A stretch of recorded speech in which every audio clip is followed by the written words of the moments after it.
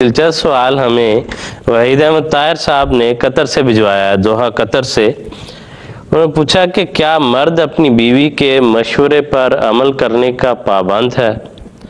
تو مفتی سلسلہ جناب استاد مشرع کالن صاحب کی خدمت میں اس سوال کے جواب کے لیے ہم عرض کریں گے۔ جی کالن صاحب پلیز۔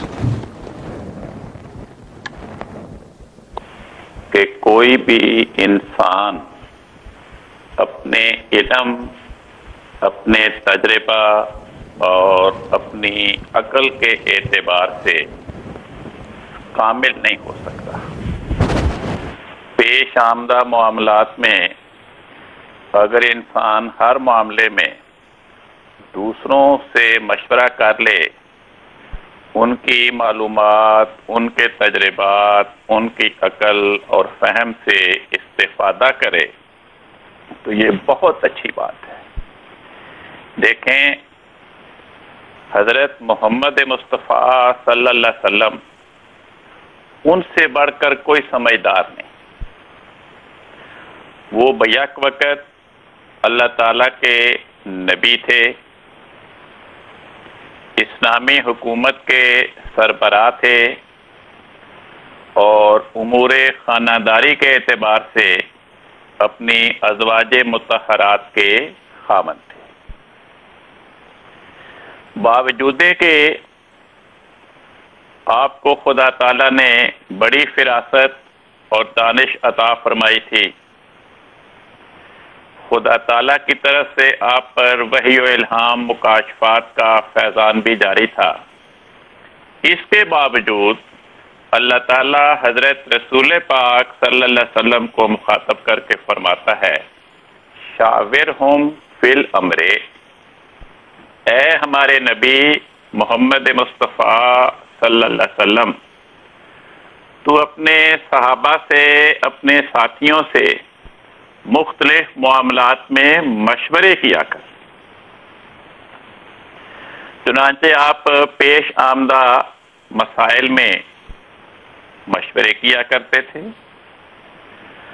اور صحابہ جو مختلف مراحل اور مختلف شعبوں کے ماہر ہوتے تھے، ان سے ان کی رائے دریافت فرمایا کرتے تھے۔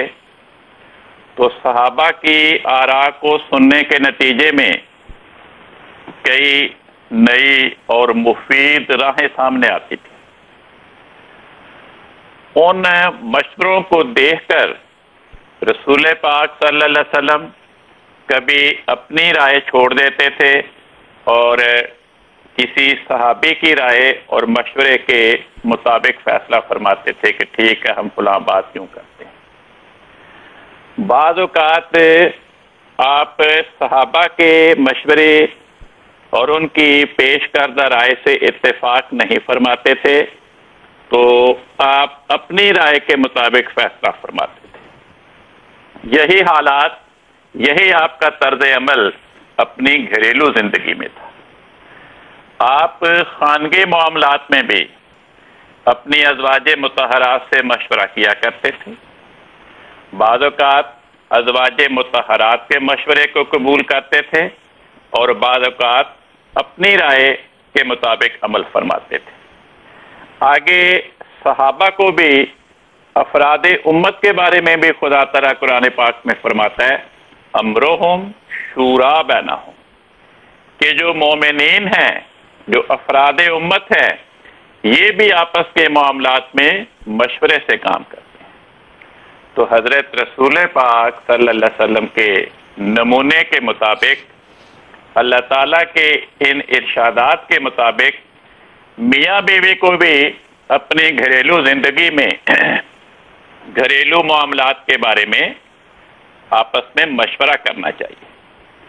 آپس میں بھی مشورہ کیا جا سکتا ہے، اپنے دوسرے عزیزوں سے اور جو سمجھدار متعلقین ہوں، تعلقدار ہوں، ان سے بھی مشورہ کیا جا سکتا ہے۔ اس کئی آراء سامنے آنے کے نتیجے میں، ان مشوروں کے نتیجے میں کئی نئی راہیں کھلتی ہیں۔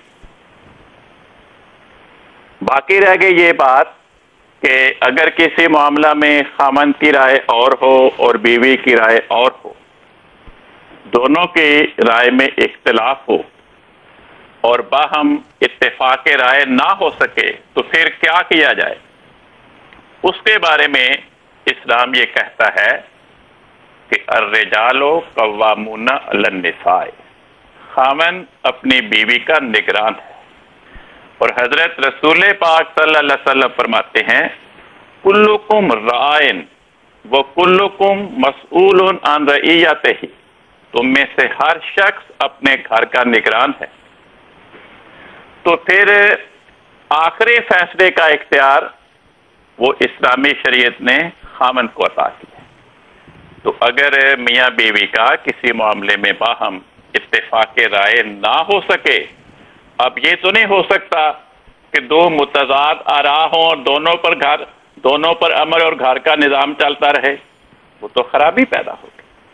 تو کوئی بھی کام چلانے کے لیے، کوئی بھی انتظام چلانے کے لیے وحدت کی ضرورت ہوا کرتی۔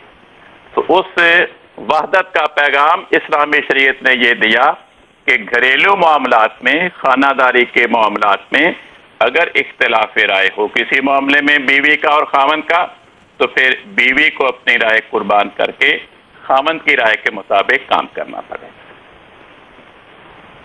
ٹھیک ہے کان صاحب، بہت شکریہ۔